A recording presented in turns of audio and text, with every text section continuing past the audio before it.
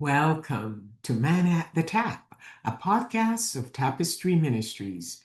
Each episode reflects on a daily Bible reading from the Revised Common Lectionary.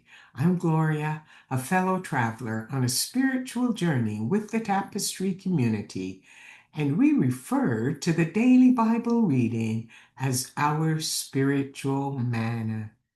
It nourishes our souls, fostering spiritual growth as we share insights and interpretations that enrich our spiritual lives.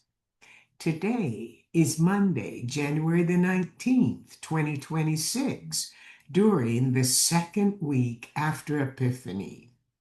The lectionary reading comes from the New Testament book of Acts, written by Dr. Luke, who also authored the Gospel of St. Luke.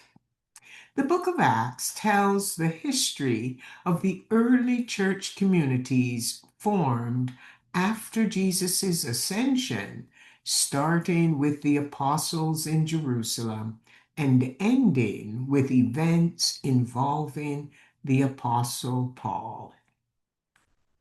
The lectionary reading is Acts chapter 8, which describes how the Jerusalem community faced persecution, leading many to escape to nearby areas. Nevertheless, wherever they went, they preached the gospel of Jesus Christ. Today's lectionary reading recounts the story of a man named Philip, who was chosen by the apostles to assist the women in Jerusalem.